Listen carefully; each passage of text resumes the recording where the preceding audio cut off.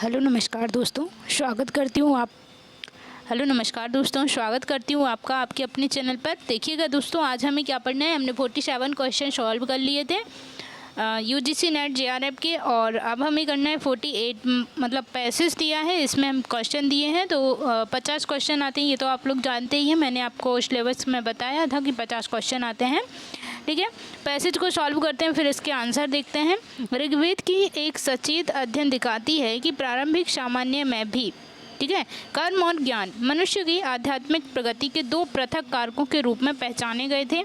हम जिस दुनिया में रहते हैं उससे ठीक ऊपर दुनिया से कर्म जुड़ा है और ज्ञान उससे भी ऊपर वाली दुनिया से जुड़ा है। अग्नि और इंद्र बलिदानों से जुड़े हैं और सबसे ऊंची दुनिया के भगवान प्रार्थना से जुड़े हैं, ज्ञान से जुड़े हैं। चूँकि वैदिक संहिताएं बलिदानों से अतरंग रूप से जुड़े हुए हैं। यह बिल्कुल स्वाभाविक है कि बलिदानों से जुड़े हुए भगवान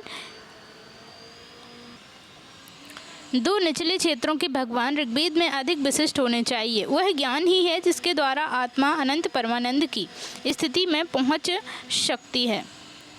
यह ज्ञान एक गुण ज्ञान है। ऋग्वेद के समय में ऋषियों ने दर्शन शास्त्र की एक उच्च कोटि की जटिल प्रणाली विकसित की और शारीरिक दास्ता की दुनिया से अंततः आज़ादी हेतु ज्ञान के मूल्य को माध्यम बनाने में स्थापना की। प्राचीन भारतीय संस्कृति के विद्यार्थी के लिए यजुर्वेद और सामवेद कम महत्वपूर्ण होते हैं। मानव जीवन से जुड़े इस दुनिया में और दूसरी दुनिया में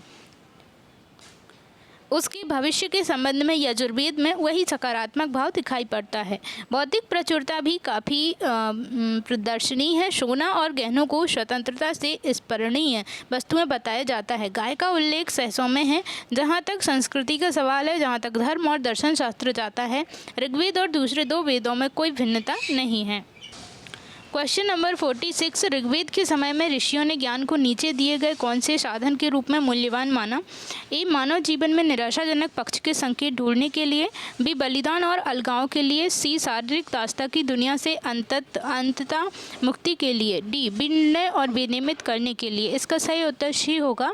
ऋग्वेद के समय में ऋषियों ने शारीरिक दास्ता की दुनिया से अंततः आज़ादी हेतु ज्ञान के मूल्य को माध्यम बनाने में स्थापना की। ऋग्वेद की एक सचेत अध्ययन दिखाती है कि प्रारंभिक सामान्य में भी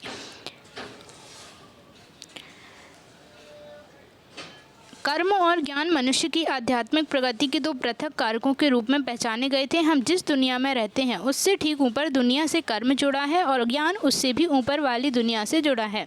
अग्नि और इंद्र बलिदानों से जुड़े हैं और सबसे ऊंची दुनिया के भगवान प्रार्थना से जुड़े हुए हैं, ज्ञान से जुड़े हैं। चूँकि वैदिक संहिताएं बलिदानों से अतरंग रूप से जुड़े हुए हैं।